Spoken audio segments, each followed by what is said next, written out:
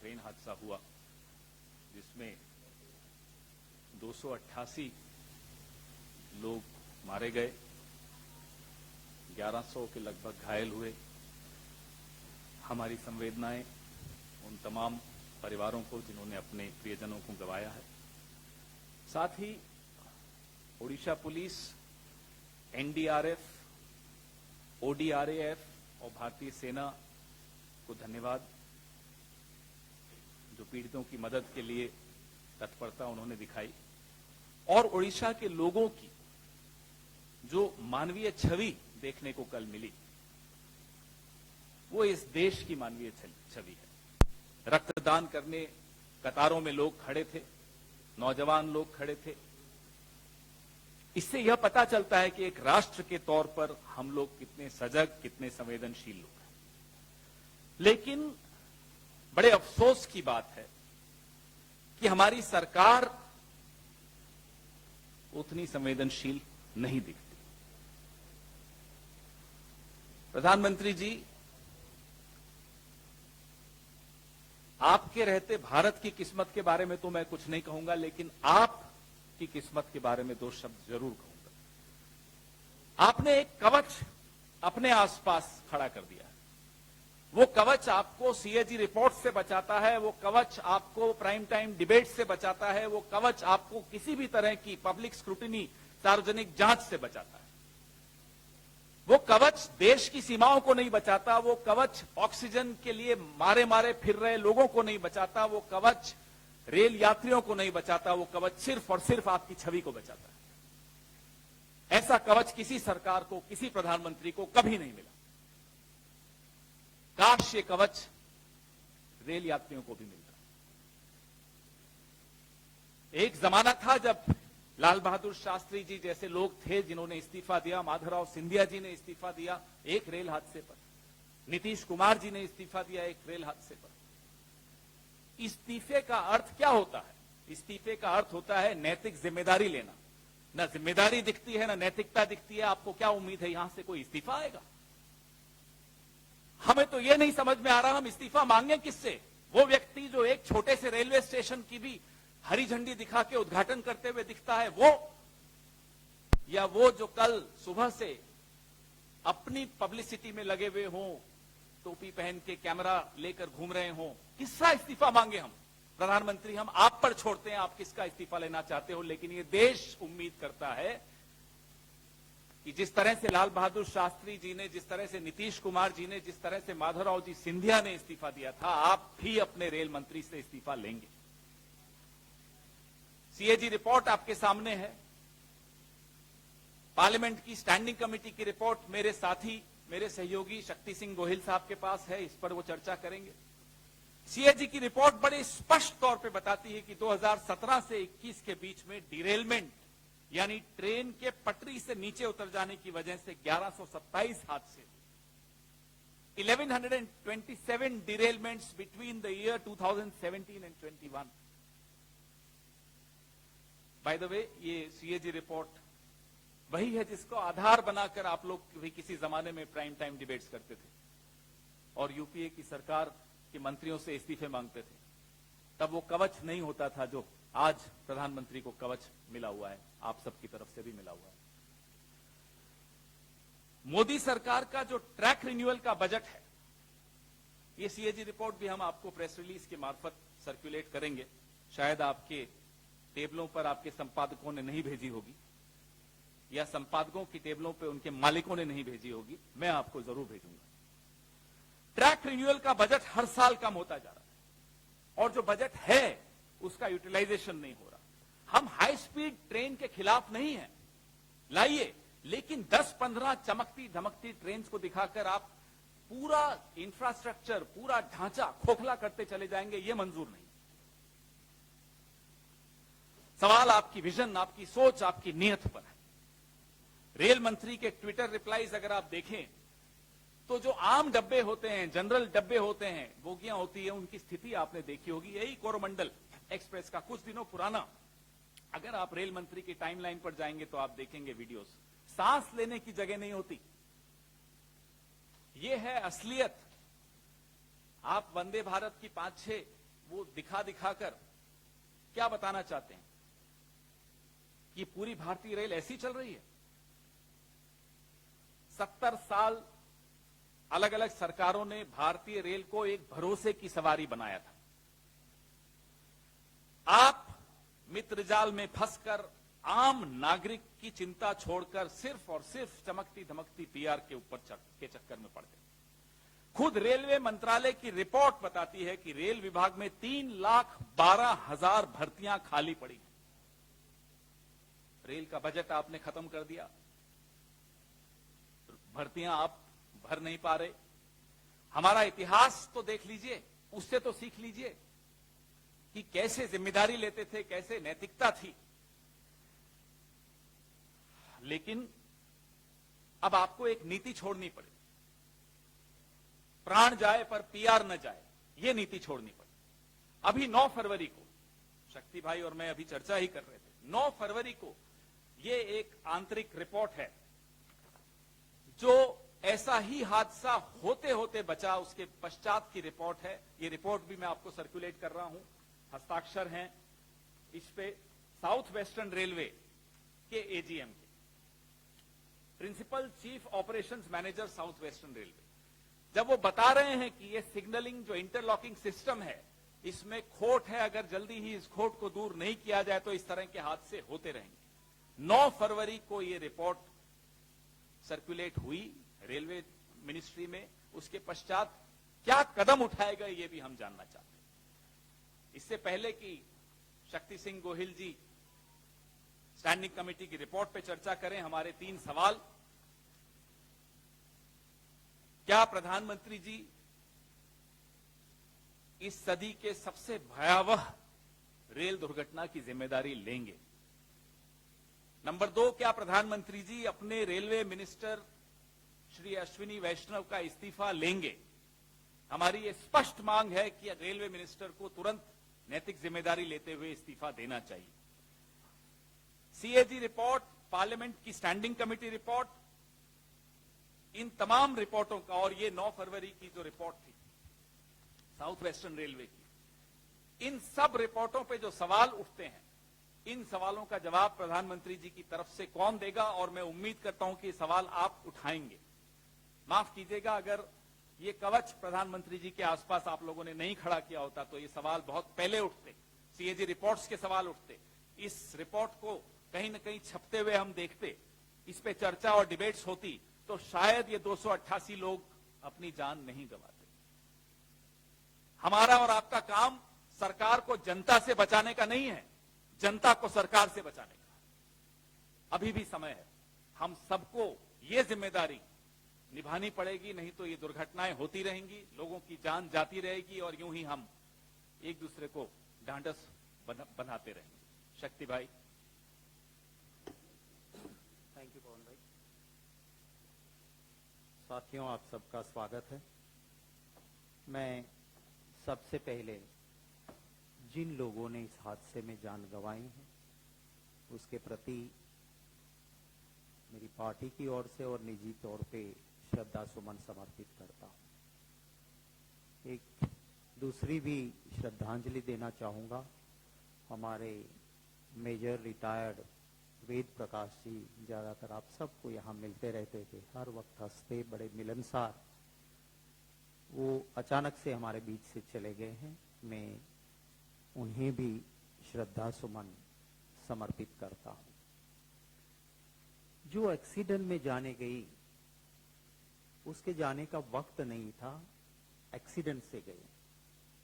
कोई भी मुआवजा, कोई भी कॉम्पनसेशन एक जिंदगी को वापस नहीं ला सकता है, और इसीलिए जान की सुरक्षा को हर वक्त पे हम सबसे ऊपर रखते हैं कि अगर माल गया, प्रॉपर्टी गई, हुआ तो वो आ भी सकता है वापस, पर एक बार जिंदगी चली जाती है वो वापस नहीं ला सकता है, कोई नहीं ला सकता है। हमारे भारतीय रेल का इतिहास बहुत पुराना है। जब देश आजाद नहीं था, अंग्रेजों का शासन था, शुरू में हमारी रेलवे, आप नोट कीजिएगा, शुरू में हमारी रेलवे प्राइवेट पार्टीज के पास थी। लेकिन उस वक्त अंग्रेजों ने क्या किया था कि प्राइवेट पार्टी रेल चलाए, पर वो तो अपना मुनाफा देखेंगे।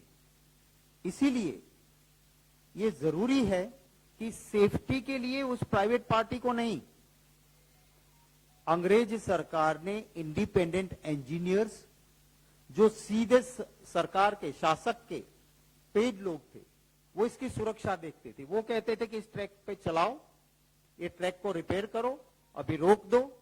वो इंजीनियर्स कहते थे, वो प्राइवेट कंपनी को करना पड़ता था, ट्रेन ऐसे नहीं चलती थी। आजादी के बाद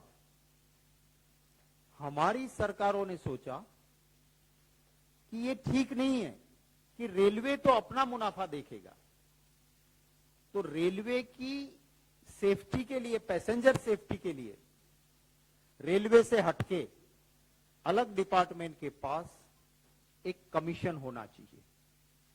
रेलवे की सुरक्षा की चिंता करते हुए कमीशन रेलवे सेफ्टी अलग बना, और वो रेलवे मंत्रालय के नीचे नहीं, इसको रखा सिविल एविएशन, नागर विमान विभाग के नीचे उसको रखा, और वो देखते थे।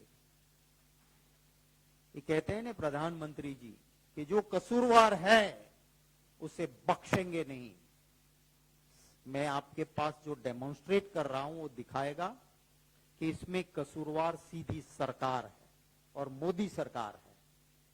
मेरे पास, मैंने आप सबको एक कॉपी दी है, transport, tourism and culture department related standing committee की ये रिपोर्ट है, जो कि राज्यसभा में 8 दिसंबर 2022 को पेश हुई है। ये पब्लिक डॉक्यूमेंट है।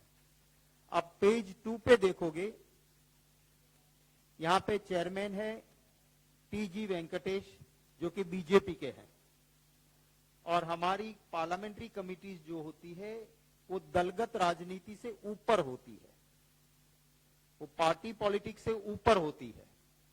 इसमें ज्यादा मेंबर्स, क्योंकि प्रो रेटा होता है, जिसके ज्यादा एमपीज उसके ज्यादा कमिटी में मेंबर्स, तो इसमें ज्यादा मेंबर भारतीय जनता पार्टी के।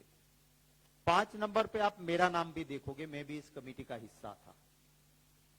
ये कमेटी ने, मैं आपका ज्यादा वक्त नहीं लेना चाहता हूं, पेज 4 पे आप आ जाइए। मैंने आपको कहा ना कि आजादी के बाद सेफ्टी के लिए अलग कमीशन, जो रेलवे मंत्रालय के नीचे नहीं, सिविल एविएशन के नीचे काम करता था, और वो अलग कमीशन अगर कहे कि ये ट्रैक खराब है, यहां गाड़ी नहीं चलेगी, तो रोक देना पड़ता था।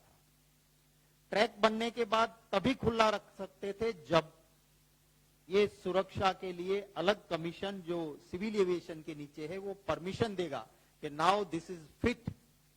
वो उसके अंदर टेक्निकल एक्सपर्ट्स लोग रहते थे। मोदी सरकार ने क्या किया 2018 में, इन 2018, आप ऊपर से चौथी लाइन देखिए। 2018 में रेल मंत्रालय ने रेल संरक्षा आयोग की राय पर विचार किए बिना, माने उनके साथ कोई बात नहीं की, जो अलग आयोग था जिसके साथ बात करनी चाहिए, उसके साथ बात किए बिना खोलने के नियमों में संशोधन किया है। महत्वपूर्ण संशोधनों में से एक ये था कि आयुक्त को भारतीय रेल आयामों की अनुसूची के उल्लंघन को माफ करने की शक्ति प्रदान करने का यह शक्ति CRS माने कमीशन रेलवे सेफ्टी और CCRS माने chief commissioner of railway safety की सिफारिश के साथ रेल मंत्रालय के पास निहित थी। माने ये पावर्स जो कमीशन के पास और चीफ कमिश्नर के पास थे, वो पावर्स हटा दिए गए। इस संशोधन की संरक्षा निहितार्थ रेल मंत्रालय को भी बताए गए थे, माने इन्होंने विरोध किया। आयोग का अभी भी वह मत है, वो कमिटी के सामने आयोग एज ए विटनेस आता है और कहते हैं कि यह संशोधन सुरक्षा के हित में नहीं है और सुरक्षा को समी चिंता पर वरीयता दी जानी चाहिए, इसलिए पुरानी व्यवस्था को बहाल कर देना चाहिए। ये किसने कहा? ये आके कमीशन ने एज ए विटनेस कमिटी के सामने कहा। और उसके बाद आप पैराग्राफ 31 उसी पेज पे देखिए कि कमिटी ने भी चिंता जताई। समिति ने CRS माने कमीशन रेलवे सेफ्टी, जिसे विशेष रूप से रेलवे सुरक्षा से संबंधित मामलों पर तकनीकी मार्गदर्शन प्रदान करने के लिए स्थापित किया गया है, की सिफारिशों सुझावों के प्रति रेलवे बोर्ड द्वारा दिखाई गई उपेक्षा पर गंभीर चिंता व्यक्त करती है। कमिटी ने कंसर्न जताया। मैं खुद था उस कमिटी में हाजिर कि आप ये क्या कर रहे हो? अंग्रेज भी इंडिपेंडेंट रखते थे, आज तक था, और कमीशन के पावर्स आप एक नोटिफिकेशन करके हटा देते हो और कहते हो कि मैं ही चोर, मैं ही कोतवाल, मैं ही न्यायाधीश। कमिटी ने इसका विरोध किया। ये 2018 में हुआ, माने मोदी सरकार में हुआ। अभी मेरे साथी पवन भाई ने जो डॉक्यूमेंट आपको दिखाया, अगर ये नहीं होता तो ये डॉक्यूमेंट का संज्ञान इंडिपेंडेंट कमीशन लेता, ये हादसा नहीं होता। दूसरा, कमिटी ने खुद पाया कि वहां जो डेप्यूटी कमिश्नर्स है कमीशन में, वो रेलवे के अधिकारियों को वहां अपॉइंट किया जाता है और उसके बाद उसको फिर से रेलवे में जाना है। सो कमिटी ने अपनी सिफारिश में कहा कि ये क्या हो रहा है? अगर एक टेक्निकल आदमी आपको कहेगा कि आप गलत कर रहे हो, कल को उसके फिर रेलवे बोर्ड के कर्मचारी के तौर पे आपके वहां जाना है डेप्यूटेशन खत्म होने के बाद, वो आपको कैसे कहेगा कि आपकी गलती है या आप गलत कर रहे हो? वो भी कमिटी ने कहा। और कमिटी ने सारी सिफारिशें पेज 6 पे, आप देखिए पेज 6 पे ये सारी सिफारिशें, जिसमें एक तो ये कहा कि आपने गलत किया, 2018 में इंडिपेंडेंट कमीशन के पावर्स ले लिए। दूसरा, कमिटी ने कहा कि आप जो डेप्यूटी कमिश्नर रेलवे के लेते हो, वो आपकी गलती दिखा नहीं पाएंगे, क्योंकि उनको बेचारे को कल डेप्यूटेशन खत्म होने के बाद आप ही के रेलवे में आपकी सत्ता के नीचे काम करना है। तीसरा कहा कि सेफ्टी के लिए इंटरनेशनल जो मेजर्स है उसको आप क्यों इस्तेमाल नहीं कर रहे हो? All over the world latest equipments, latest coaches जो बन रहे कि अगर खुदा ना खास्ता कोई ऐसा हादसा भी हुआ तो पैसेंजर सेफ्टी के लिए जो पैरामीटर्स है उसको आप क्यों इंप्लीमेंट नहीं कर रहे हो? कमिटी ने यह भी कहा कि आप स्पीडी ट्रेन लाओ, इसकी दिक्कत नहीं है, पर इससे पहले हमारा इंफ्रास्ट्रक्चर जो है उसको उसके अनुरूप तो कीजिए। आप उसको ट्रेनिंग तो दीजिए कि जो उसके लिए ठीक ट्रेनिंग हो। तो ये मैंने आपको ये डॉक्यूमेंट दिया है जो पार्लियामेंट में 8 दिसंबर 2022 पेश हुआ, और अगर उस वक्त पे ये संज्ञान लेते, उस वक्त पे ये चिंता करते, तो आज ये हादसा नहीं होता था। तो मोदी जी कहते हैं कि जिम्मेवार को नहीं बख्शा जाएगा। ये सारा डेमोन्स्ट्रेट करता हूं कि वो वहां छोटे से कोई सिग्नल के टेक्नीशियन या वहां काम करने वाले छोटा कर्मचारी नहीं है। मोदी जी, कमिटी के कहने के बावजूद आपकी सरकार ने गलतियां नहीं सुधारी। 2018 में जो इंडिपेंडेंट कमीशन रेलवे सेफ्टी था, उसको आपने इंडिपेंडेंट रहने नहीं दिया काम करने के लिए, उसके पावर्स लेके रेलवे को दे दिए। तो ये गवर्नमेंट का डिसीजन लेने वाले इसमें जिम्मेवार है। और जो 9 फरवरी 2023 का ये जो अंदरूनी रिपोर्ट है, जिस रिपोर्ट में लिखा है, क्लियर लिखा है, आपको इसकी कॉपी भी साझा हम कर देंगे, इसको कॉपी भी आपको हम भेज देंगे। इसमें क्लियर लिखा है, the signaling cables are first brought to the junction box in the yard and then brought to the relay room, which makes the vulnerable for medding and interacting with interlocking. माटे interlocking पूरा system इससे खराब होगा और जो signal की safety नहीं है और गलत तरीके से जो यहां हुआ अच्छा वो सिग्नल के गलत ऑपरेशन से ही हुआ। इसमें कहा है कि if the signal monitoring system is not monitored and corrected immediately, आप इसका पैराग्राफ 9 जरूर हाईलाइट कीजिएगा, जो कहा है कि if the signal maintenance system is not monitored and controlled immediately, then it would be lead to happening of such a recurrence, a serious accidents. माने ये रिपोर्ट खुद कहती है कि अगर आपने ये सिग्नल का काम ठीक नहीं किया तो बहुत सीरियस बड़ा एक्सीडेंट हो सकता है। वो principal chief operation manager south western railway वो खुद लिख के देता है और फिर भी मोदी सरकार कुछ नहीं करती है। ये साफ दिखाता है कि इसके लिए जिम्मेवार यही लोग हैं। आपके कोई सवाल होंगे तो उनका स्वागत है।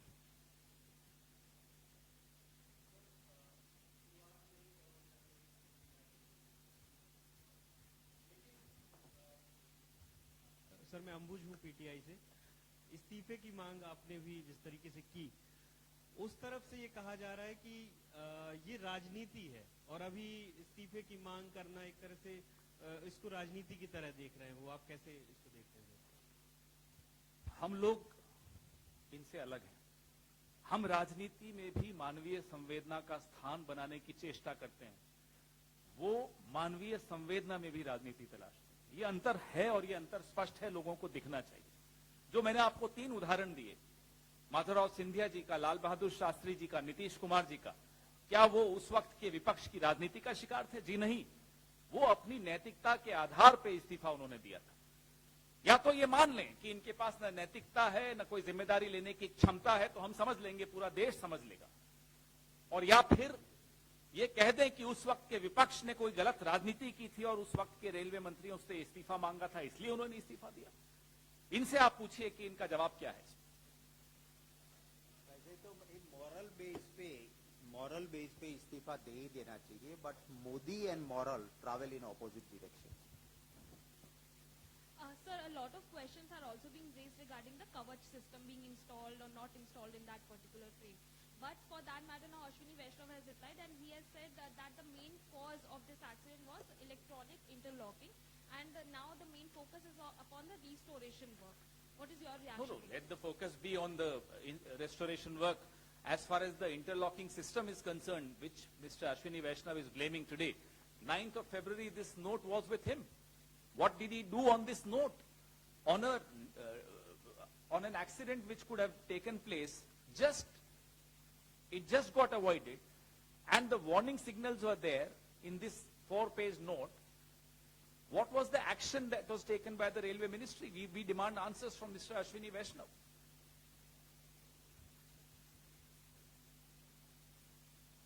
जो भी सवाल हो यहीं पूछ लें, क्योंकि हम दोनों को फिर जाना है एक जगह, तो फिर शायद टिक टैक ना हो पाए, तो पूछ लीजिए इसी पर। बाकी आपको एनेक्स्चर्स भी आ रहे हैं प्रेस रिलीज के साथ, सब भेज दिया आपने जी।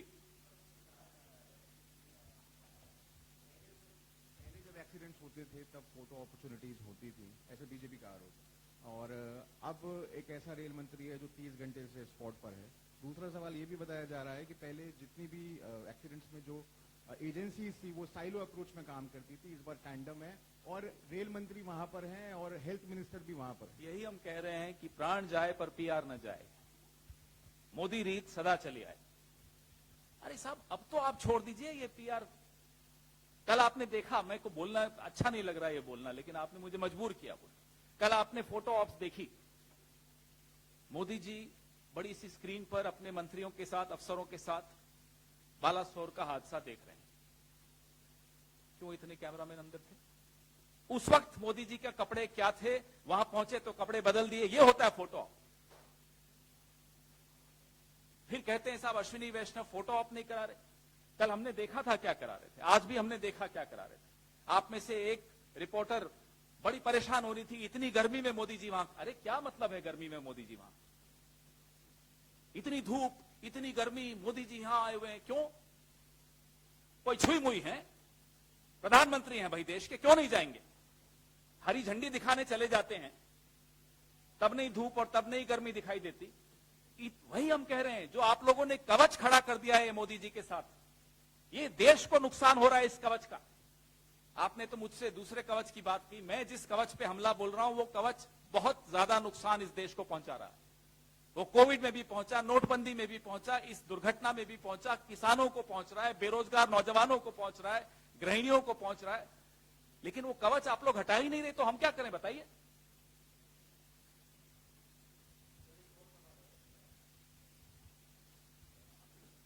जो कि ट्रेनें चूंकि इस समय नहीं चल रही है उस रूट पर, तो अभी देखने में आ रहा है कि जो हवाई जहाज की टिकटें हैं वो 30,000 35,000 की हो गई हैं, दिल्ली से कोलकाता की, मुंबई से कोलकाता की।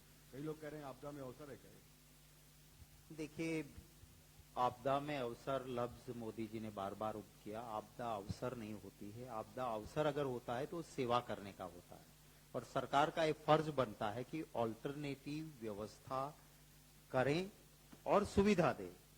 ये एयरलाइन के लिए कोई अवसर नहीं होता है कि जो मन में आए वही किराया लें। जरूर आपके सवाल का मैं स्वागत करता हूं। हम भी कंसर्न हैं और मांग करते हैं कि तुरंत सरकार जो है वो इसके लिए ऑल्टरनेटिव व्यवस्था भी पूरी प्रदान करें। जो रेलवे में जाने वाले थे और वो नहीं जा पा रहे, तो उनके लिए बिल्कुल सरकार को करना चाहिए। और एयरलाइंस की एक्स्ट्रा फ्लाइट्स भी, हालांकि उन्होंने, अब सरकार की एयरलाइन का यही फायदा होता था, एयर इंडिया रखने का मतलब ये होता था कि ऐसे वक्त पे सरकार अपनी एयरलाइन तुरंत वहां लगाए। पर सरकार ने तो आजादी के बाद बनी बनाई एयर इंडिया को बेच दिया है। पर अब ये व्यवस्था करें। हमारे कार्यकर्ताओं को हमारे अध्यक्ष खड़गे जी, पूर्व अध्यक्ष राहुल जी ने के आह्वान पर वहां लगे हैं। हमारे इंडियन यूथ कांग्रेस ने जो भी वहां ब्लड डोनेशन से लेके सेवा कर सकते हैं वो करते हैं। और इस मंच से हम फिर अनुरोध करते हैं कि जो भी जहां जिनसे जो बन सकता है, क्योंकि ये सरकार तो अपनी इस इतनी बड़ी दुखदाई घटना में भी अपनी ही दुकान, अपनी ही रोटी सेकने में पड़ी है, तो लोग भी इसमें मदद करें और एयरलाइंस के ऊपर रोक लगे, ऑल्टरनेटिव व्यवस्था हो, पैसेंजर्स को दिक्कत ना आए, क्योंकि ट्रांसपोर्टेशन के और रास्ते हो सकते हैं, उसको सरकार खुद दे कि वहां के लोगों को दिक्कत ना हो, व्यवस्था करे। सर, आजादी के 75 साल के मौके पर यह घोषणा की गई कि 75 वंदे भारत लॉन्च की जाएगी। मौजूदा परिस्थितियां और इंटरनल रिपोर्ट जो बताती है रेलवे के ट्रैक की जो खामियां हैं, मेंटेनेंस को लेकर कमियां, आपको लगता है कि अब फिलहाल जो तेज स्पीड ट्रेनें हैं उन पर पहले ऑडिट होने के बाद ही उनको चलाया जाना चाहिए, ना कि सिर्फ एक घोषणा के नाम पर इस तरह की ट्रेनें लगातार चलाई जानी चाहिए, जबकि सेफ्टी को लेकर बहुत ज्यादा ऑडिट जो है ट्रांसपेरेंट नहीं है, कंसिस्टेंसी नहीं है इस पूरे मेंटेनेंस को लेकर? देखिए, इस देश में आजादी से पहले मैंने आपको कहा कि सेफ्टी को प्रायोरिटी दी, लोगों की जान की। अंग्रेज शासन थे, उन्होंने भी इंडिपेंडेंट इंजीनियर्स लगाए थे कि प्राइवेट रेलवे में भी सुरक्षा की चिंता हो, सलामती की चिंता हो। आजादी के बाद सभी सरकारों ने एक इंडिपेंडेंट कमीशन रेलवे सेफ्टी वो रखा था। 2018 में क्योंकि मोदी जी को चुनाव से पहले एक पीआर करना था, तो उसके लिए उन्होंने बिना सेफ्टी के ट्रेनें दौड़ानी थी। मैंने गति दे दी, मैंने डबल इंजन, ट्रिपल इंजन, पता नहीं क्या क्या लफ्ज लेके आते हैं, वो करना था। इसलिए इंडिपेंडेंट कमीशन को जो उनके पावर्स थे वो हटा दिए। वो मैंने कमिटी की रिपोर्ट आपको इसीलिए दी है कि कमिटी ने खुद कहा कि ये क्या कर रहे हो आप इसके साथ छेड़छाड़ कर रहे हो। आपकी बात सही है कि एक स्पीडी ट्रेन का एक नौटंकी करके, फिर जैसे अहमदाबाद में वो सी प्लेन शुरू हुआ था क्योंकि चुनाव आ रहा था, उसके बाद स्लीप इन किसी ने देखा नहीं। वो मोदी जी खुद उसमें चढ़े और उतरे थे सी प्लेन से। ये ट्रेन, फास्ट ट्रेन सिर्फ चुनावी राजनीति के लिए करने में, सेफ्टी की चिंता ये नहीं कर रहे हैं। सिर्फ चुनाव दिख रहा है सामने, महंगाई है, अनएम्प्लॉयमेंट है, किसान परेशान है, महिलाओं पे अत्याचार है, जवान पहलवान किसान सब परेशान है। तो उस वक्त पे ऐसे मौके ढूंढ के लोगों की जान के साथ खिलवाड़ हो रहा है, वो नहीं होना चाहिए।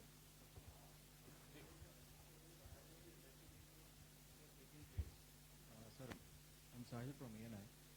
There is a high-level investigation which has also taken place. Do you have any expectation from this investigation? Well, the entire country wants some answers. We've asked our answers very specifically. 3 questions we have asked to the Prime Minister of India. Well, we hope that somebody in the government, and not just lower level functionaries, somebody at the top levels of the cabinet must take responsibility first. Sir, तो जिस तरीके से पूरा हादसा हुआ है और उसके बाद में जो डेथ नंबर्स हैं वो इतने ज्यादा हैं, डेथ टोल ज्यादा है, और ऐसे में जो बॉडीज हैं उसको मिसहैंडल करते हुए कुछ वीडियोस सामने आ रहे हैं और वो काफी ज्यादा डिस्टर्बिंग है और सेंसिटिव वीडियोस हैं, लेकिन वो बाहर हैं। ऐसे में बॉडीज को जिस तरीके से ट्रांसपोर्ट किया जा रहा है, बोरी की तरीके से उनको भरा जा रहा है, आप इसको किस आपने ये सवाल पूछा, उससे पहले हम प्रेस वार्ता में आए, उससे पहले शक्ति भाई और मैं उस कमरे में बैठ के इस पशोपेश में थे कि वो वीडियो हम दिखाएं या न दिखाएं। हम इस निष्कर्ष पे हम दोनों पहुंचे कि जिन परिवारों ने ये प्रियजन गंवाए हैं, there is got to be some dignity in death. सरकार उनकी लाशों को भी वो सम्मान नहीं दे पा रही जो कि देना चाहिए। हम उसे यहां दिखाएं तो हम भी वही काम करेंगे जो सरकार कर रही है, इसलिए हमने वो नहीं दिखाया। लेकिन वो देखकर जो पीड़ा हम सबके मन में हुई, शायद सरकार में कोई तो ऐसा होगा जिसके मन में भी इस तरह की कोई पीड़ा हुई होगी। जिस तरह से बोरियों में भर के लाशों को फेंका जा रहा था, वैन्स में फेंका जा रहा था, वो देखकर लगता नहीं है कि कोई मानवीय संवेदना इस सरकार में किसी भी स्तर पर है। आपने एक सवाल पूछा वंदे भारत को लेकर, तो अभी चिंतन शिविर 2 दिन का भारतीय रेलवे ने किया था, जिसमें सब बड़े बड़े अधिकारी थे, मंत्री थे, सब थे। 4 एजेंडास थे, चारों जोन्स उसमें आए थे। कैबिनेट मिनिस्टर ने कहा कि साहब मैं थोड़ा जल्दी चला जाऊंगा क्योंकि गोवा जाना है वंदे भारत की इनॉग्रेशन पे। रेलवे सेफ्टी पे प्रेजेंटेशन वो नहीं देख पाए। तो ये प्राथमिकता आपको दिख रही है, क्योंकि प्रधानमंत्री को जाना होता है, फीते काटने होते हैं, पीआर करनी होती है। तो वही हम आपको बार बार कह रहे हैं कि 10-12 चमकती धमकती रेल दिखाने के चक्कर में पूरा ढांचा ध्वस्त हो रहा है, उसकी तरफ किसी का ध्यान नहीं जा रहा। ले लो माइक। सर, जिस तरीके से ये भी कई रिपोर्ट्स में सामने आया है कि क्योंकि रेलवे जो है वो दूसरा सबसे बड़ा जॉब क्रिएटर है, जो प्रोवाइडर है, और लोको पायलट पे स्पेशली हमने देखा कि बहुत सारी कमी है, और उस जोन में भी स्पेशली ये खबरें निकल के आई कि एवरेज 12 घंटे और 12 घंटे से ज्यादा वो लोग काम कर रहे हैं। इन सब चीजों का भी सर आपको लगता है कि इसमें असर पड़ा, और पिछली जो आपने चीजें बताई इसमें लगातार असर पड़ रहा है? देखिए, ये बहुत अहम सवाल है, और जहां पे जो महकम कहते हैं, जहां पे जो गवर्नमेंट सर्वेंट्स के लिए अपॉइंटमेंट होती है, उसके लिए एक बहुत पहले संज्ञान लिया जाता है और जरूरी वहां पे एस्टैब्लिशमेंट तैयार किया जाता है। अब वहां जितनी जगह खाली रहेगी, उस जगह का इम्पैक्ट जो है उस काम पे पड़ेगा। आपको जान के ताजुब होगा, 3,12,000 खाली जगह पड़ी है रेलवे में, 3,12,000। आप नई ट्रेनें शुरू कर रहे हो, गुड्स ट्रेनें बढ़ रही है, पॉपुलेशन बढ़ रहा है, तो जो एस्टैब्लिशमेंट है वो और बढ़ना चाहिए। बढ़ाया तो नहीं, पर 3,12,000 रिक्त जगह हैं, खाली जगहें पड़ी है। तो इसका इम्पैक्ट जो हो रहा है, ये कोई भी ह्यूमन बीइंग आज डेवलप्ड कंट्री में तो कहते हैं कि दिमागी काम इतने घंटे ही हो सकता है, फिजिकल वर्क इतने घंटे ही हो सकता है, और उसके ज्यादा आप करना भी चाहोगे आपको काम नहीं दिया जाता है। यहां पे अगर आप 3,12,000 खाली जगह है तो इसकी असर क्या होगी?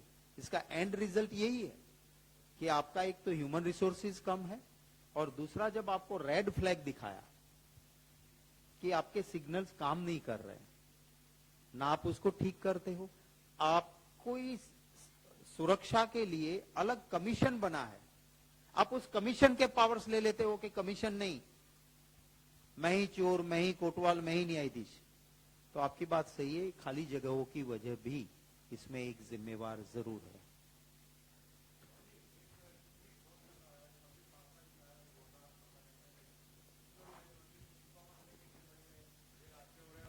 रेल मंत्री को इस्तीफा देना चाहिए, तो आज आप लोग इस्तीफा मांग रहे हैं, कल वो इस्तीफा मांगते हैं, रेल की हालत वैसी की वैसी। मैंने जो आपको 3 उदाहरण दिए, लाल बहादुर शास्त्री जी और माधवराव सिंधिया जी दोनों कांग्रेस के ही थे। हमने उदाहरण दिए हैं, स्थापित किए हैं, नैतिकता के भी, सार्वजनिक जीवन में नैतिक जिम्मेदारी लेने के भी हमने उदाहरण सबके सामने रखे हैं, देश ने देखे हैं। एक उदाहरण इस सरकार का आप मुझे बता दीजिए, एक उदाहरण। अव्वल तो वो कवच आप लोगों ने जो खड़ा किया है, आरोप लगने ही नहीं देते आप लोग। ये सीएजी रिपोर्ट, इस पर मैं तो, मुझे याद नहीं है, शक्ति भाई अगर आपको याद हो, संजीव को याद हो तो बताएं, इस सीएजी रिपोर्ट पे कभी कोई प्राइम टाइम चर्चा हुई हो, या इस पार्लियामेंट की स्टैंडिंग कमेटी पे कोई चर्चा हुई हो? जब चर्चा ही नहीं होगी, देश के सामने राजदंड के मुद्दे चलाएंगे आप लोग, सुबह से शाम तक। मोदी जी आज ने सांस ली, मोदी जी ने छींक लगाई। अरे साहब, कोई मुद्दे हैं, लोगों की जिंदगी से जुड़े हुए मुद्दे अगर आप लोग नहीं उठाएंगे, माफ कीजिएगा मैं थोड़ा कड़वा बोल रहा हूं, क्योंकि पीड़ा है मन में, आपके मन में भी है, और आपकी मजबूरी मैं समझता हूं। ये जो मैं कह रहा हूं, आपके मालिकों को कह रहा हूं, आपके संपादकों को कह रहा हूं, ये कवच हटाइए। ये कवच नुकसान दे रहा है, सीमाओं पर नुकसान दे रहा है, ये कवच लोगों को, रेल यात्रियों को नुकसान दे रहा है, ये बेरोजगारों को नुकसान पहुंचा रहा है। इस कवच को हटाइए और फिर बात कीजिए।